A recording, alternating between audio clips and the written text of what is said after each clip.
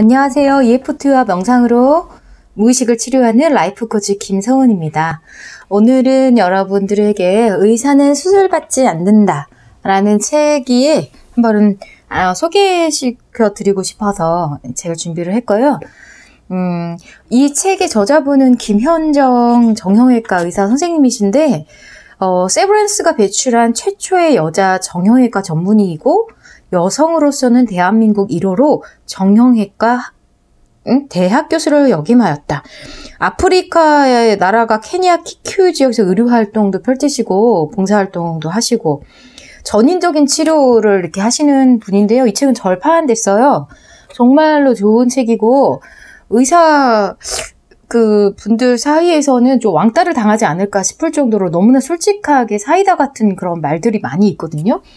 왜냐면 여기 이분이 뭐 처음부터 끝까지 일관되게 주장하시는 부분이 절대로 인공관절, 인공치아 이런 거 하지 말라라.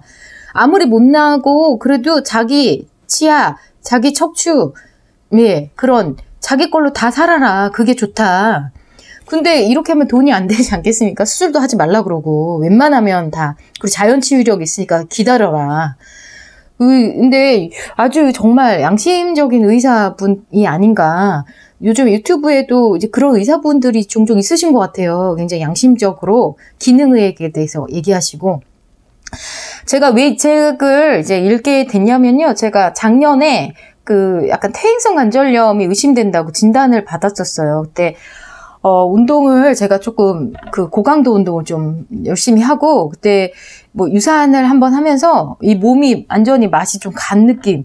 그러면서 막 관절이 계속 시큰시큰거리고 너무 아파가지고 갔더니 퇴행성 관절염이 의심된다고 그렇게 의사분이 얘기를 하더라고요. 엑스레이를 찍어보더니 연골이 많이 닳았다면서. 근데 제가 그 진단을 받고 되게 충격을 받았어요. 왜냐면 제가 나이가 40대 밖에 안 됐는데 벌써 연골이 다르면 어떡하지? 이거 막 수술해야 되는 거 아닌가? 막 여러 가지 그런 생각이 들면서 인터넷으로 막 서치를 하다가 이 책을 알게 됐거든요. 근데 이 책을 해서 제가 찾아보고 되게 정말 희망을 많이 얻고 치료를 딱 중단했어요. 병원 치료를 안 하고 대체적으로 하면서 그런 증상들이 완전히 딱 사라졌거든요. 여기에 뭐라고 써있냐면 무릎에 퇴행성 관절염이 있다고 하자 연골이 닳아 없어지는 병이다. 닳는 동안 아프다. 연골이 닳으면 그 아래로 연골하골이라고 불리는 생뼈가 노출된다. 연골하골에는 신경세포 말단이 분포하고 있어서 움직일 때마다 서로 마찰을 하면 어찌 안 아프겠는가. 이러면서 여기 이제 연골이 닳으면 염증 반응 일으키고 무릎이 붓고 열나고 막 아파지고 이런 증상들이 있었어요. 저도. 하지만 실은 이 모두가 우리 몸의 방어 기제이며 자기 방어 기제이며 스스로를 고쳐나가는 자정작용이다. 연골이 벗겨져 나간 자리에는 시간이 지나면서 주위에는 섬유 조직이 자라 들어 메꾸기도 하고 연골하골에 미네랄이 모이면서 단단하게 변해서 연골 역할을 대신해 나아가도록 적응하게 된다. 그러면 엑스레이에서는 헉소리 나는 심한 퇴행성 관절염을 보이더라도 실제 환자는 별로 아프지도 않고 별다른 증세도 없는 단계에 이른다. 자연은 우리가 다 살아가도록 방법을 마련해 놓았다. 그러면서 이게 굉장히 웃긴 얘기가 나오는데요. 기다리면 안 아파질 테니까 안 아파지기 전에 얼른 수술을 받으세요. 의사들이 이렇게 얘기를 한다는 거예요. 우리가 뭔가 문제가 생기면 몸에 기다리면은 이 자정작용, 자연 치유력에 의해서 저절로 고쳐지는데 그거 못 기다리고 빨리 수술을 받아서 돈 벌겠다는 거죠. 그래서 임상 영상과 임상은 다르다고 얘기를 해요. 우리가 CT나 MRI 상으로 심각한 문제가 보이더라도 살아가는 데는 아무런 지장이 없을 수가 있다는 거예요. 이걸과 연관해서 제가 EFT로 고치지 못하는 통증은 없다? 맞나? 최인원 원장님이 쓰신 EFT 책인데요. 거기에 이제 그런 게 나오거든요. 그 멀쩡한 멀쩡한 중년 남성 100명을 대상으로 이 엑스레이를 딱 찍어보면 그 중에 100명 중 65명은 기능 딱 보이는 거 시각적으로는 그 장애가 있다는 거예요. 예를 들어 척추 디스크가 튀어나와 있다든지 추간판 탈출이 있다든지 이거 보면은 당장 수술해야 될 사람들이 있다는 거예요. 근데 그분들은 아무 통증을 못 느끼고 일상생활을 하는데 아무 문제가 없대요. 이 책에도 나오는데요. 우리가 엑스레이나 이런 거 찍어보면 열의 9은 다 이상이 있게 나온다는 거죠. 하지만 그걸 가지고 이상이 있으니까 수술을 하고 뭔가 조치를 하는 건 옳지 않다는 거죠. 그래서 평생 내 관절, 내 치아, 내 혈관으로 살아라 이렇게 주장을 하시거든요. 인공에 반대한다. 임플란트 시술에 신중해야 한다. 심장질환에 흔히 삽입되는 스텐트도 마찬가지다. 내 몸에 들어오는 이물에 대해서 더구나 인공 삽입물을 장착하기 위해서는 크든 적든 본래의 정상 조직을 깎아내거나 도려내야만 한다. 결코 되돌릴 수 없다. 그래서 인공 삽입물에 대해서 최대한 보수적인 태도를 지니는 것이 바람직하다. 나이가 든다고 인공으로 바꿔 끼는 게 반드시 정당화되지 않는다. 좀 뻑뻑하고 쑤셔도 씻고 조이고 광내서 끝까지 내 관절로 사는 게 좋다. 왜냐하면 아무리 상하고 아무리 못났어도 내 몸보다 좋은 것은 이 세상에 없기 때문이다. 내 몸의 세포들은 퇴화하기도 하지만 변화하고 새로 돋아나기도 하는 이런 적응이 가능하다. 하지만 인공물에는 이런 작용이 없다. 심는 그날부터 망가지는 일만 남는다. 살아있는 조직이 아니라 죽은 조직이기 때문이다. 아무리 못나고 망가져도 내 몸은 살아있는 생물이고 아무리 뛰어나고 세련되어도 인공장치는 죽어있는 무생물이다. 생물은 재생을 기대할 수 있지만 무생물은 장착한 그날부터 마모되는 일만 남았다. 네. 그래서 함부로 인공 관절이나 인공 임플란트나 스텐트나 인공 삽입물을 라식이나 라섹도 마찬가지라고 생각을 해요. 네, 이걸 하는 것에 대해서 굉장히 신중을 해야 된다는 거죠. 왜냐면 아무리 못나도 이거는 생물이기 때문에 계속 재생될 수 있지만 인공물을 삽입하는 순간에 그거는 이제 망가질 일밖에 없다는 거예요. 왜냐면 재생할 일이 없잖아요. 예. 그래서 벤자민 버튼의 시간은 거꾸로 갈 수 있다. 우리 몸은 나이가 든다고 망가지는 게 아니다. 예. 이렇게 얘기를 하고요. 그 다음에 영상과 임상은 분명히 다르다. 아까 그 척추 디스크 말씀드렸죠. 영상은 영상일 뿐이다. 사람들은 보이는 것에 쉽게 미혹된다. 영상으로 생생하게 보이는 것. 이것 앞에서 신념이 무너진다. 인대가 좀 늘어났네요. 근육이 좀 터졌어요. 라고 듣는 것과 컴퓨터에 화면 띄워놓고서 군데군데 파열된 인대 섬유나 근섬유를 보여주는 것. 그 사이로 피가 고여있는 것을 내 눈으로 확인하게 해주는 것은 실은 내용은 똑같은데도 불구하고 환자가 받아들이는 극적 효과는 정말 다르다. 영상과 임상은 분명히 다르다. 영상은 영상일 뿐이다. 임상에서 환자를 치료하는데 참고자료일 뿐이다. 어떤 사람은 증세가 몹시 심한데도 영상은 깨끗할 수가 있고 반대로 영상은 헉소리나게 심한데도 의외로 멀쩡하기도 하다. 의료란 사람을 치료하는 것이지 영상을 치료하는 게 아니다. 예. 그래서 영상만 보고 그 마케팅을 잘하고 돈을 잘 버는 의사들은 이 영상을 엄청 잘 활용한다는 거예요. 영상으로 보면 사람이 말로 듣는 거하고는 완전히 다른 거죠. 그렇지만 영상으로 이상이 있다고 해서 실제로 이상이 있는 건 결코 아니다라는 거예요. 예. 그래서 우리 중에 엑스레이나 MRI 찍으면 다 이상이 있다는 거죠.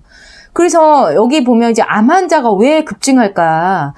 그 보험도 요즘에 TV 광고 엄청 하잖아요. 암보험 다 들으라고. 다 암으로 3분의 1은 죽는다 이러면서. 근데 여기 아보도르 교수의 면역혁명이라는 책에 암 환자가 왜 급증할까라는 재미있는 설명이 나오는데요. 이거는 조기 진단과 조기 치료 때문이라는 거죠. 즉 너무 잘 찾아내고 너무 센 치료를 먼저 쏟아붓기 때문이라는 거예요. 원래 우리 몸속에서는 작은 암세포가 생겨났다 사라지기를 엄청 반복하는데 우리 몸에서는 면역력이 건강하게 작동하고 있는 덕분에 크게 걱정하지 않아도 된다고 얘기를 해요. 근데 현대의학은 CT나 MRI 등을 통해서 불필요하게 아주 작은 암까지 찾아내고는 거기다 강도 높은 치료를 시행하는데 그렇게 되면은 암세포만 타격받는 게 아니라 정작 건강한 세포들까지 다 죽어버린다는 거죠. 그래서 면역력이 약해지게 되고 오히려 암이 맹위를 떨치게 된다. 이 기회를 마련해 준다. 예, 그래서 오히려 이게 조기 진단이 오히려 암을 더 악화시킬 수 있다는 거고요. 누구나 10중 8구 다 디스크가 나온대요. 검진을 하면 정도의 차이는 있지만 털어서 먼지 안 나온 사람 없고 검진에서 이상 안 나온 사람 없어요. 그래서 찾으면 찾을수록 이상은 다 나오죠. 뭐 이것과 관련해서 저도 예전에 ADHD나 발달장애 아이들을 치료하는 이제 그런 대체의학센터에서 근무를 했었는데 어쨌든 그런 센터나 병원은 돈을 벌어야 되잖아요. 그리고 그런 센터에 있다면 이게 직업병이 생깁니다. 그런 것만 보여요. 제가 ADHD 애들을 한 8년 정도 이렇게 그 명상으로 이렇게 치유하는 그런 것들을 했는데 그날 실적도 내야 되고, ADHD 안 걸린 애들이 없어요. 거기 오는, 물론 이제 조금 산만해서 엄마들이 걱정돼서 이렇게 데리고 오는데, 다 걸려요. 거기 보면. 그래서 지금 생각해, 야, 진짜 좀 멀쩡한 애들을 ADHD로, 이게 낙인론이라고 하잖아요. 낙인을 딱 찍으면요, 우리는 집중하는 것이, 집중하면 집중할수록 그 에너지가 커지거든요. 이 아이를 ADHD라고 집중력 과잉 행동장애 아이라고 딱 낙인하는 순간 그 아이는 그런 행동을 더 많이 보여요. 더 산만해. 그래서 이게 나온 게 장점 치료잖아요. 그 아이의 장점을 보고. 그래서 막 그 ADHD라고 약 막 쏟아붓고 아이들 막 자존감 엄청 떨어뜨리고. 그래서 진단을 믿을 것인가 과연. 진단은 믿되 예우는 믿지 말아라. 막 의사가 겁준다고 해서 거기 혹 넘어가면은 굉장히 어리석은 거죠. 예. 그래서 모든 치료법들이 유행처럼 나타났다가 유행처럼 사라진다고 얘기를 해요. 뭐냐면, 새로운 치료법이 딱 등장을 하잖아요. 그러면 이 로비를 엄청 한다는 거죠. 의사나 병원에. 그래서 처음에는 막, 이 치료법 엄청 좋고 이 기계 엄청 좋다. 그러면서 결과가 엄청 좋은데요. 특성상 단기 중간 보고서에는. 그럴 때는 막 다 으쌰으쌰 막 이 치료법을 다 쓰다가 몇 년째 지나면 꿍쳐놓았던 부작용 보고가 하나씩 둘씩 나와서 슬금슬금 나온대요. 그러다가 어느 날 이 기계가 회사가 본전을 다 뽑을 때쯤 한 10년 정도 지나서는 장기 보고서가 나온대요. 아, 이거 별로 효과가 없다. 좋지 않다. 이제 다 같이 관둔다는 거죠. 이 본전을 뽑을 때가 되면. 그래서 이게 미국 FDA 승인이나 유럽 CE 마크를 무슨 절대적 보증수표 되듯이 믿지 말아라. 그래서 이게 얼리 어댑터 의료계에서 일찍 일어나는 벌레가 빨리 잡아먹힌다고 얘기를 합니다. 예. 이게 막 줄기세포니 제대의 허리니 미래전망연구니 미디어에서 뉴스인 척 보도되는 거 엄청 많죠. 막 보면은 TV 프로그램에도 막 음식 새싹보리가 엄청 좋아요. 그 다음에 블루베리가 엄청 좋아요. 아사이베리 이게 로비를 엄청나게 한다는 거죠. 방송사에다가. 어떤 식품이든 아니면 어떤 치료법이든. 그래서 미디어에서 뉴스인 척하고 보도되는 내용들은 실제로 선전인 경우가 굉장히 많다는 거예요.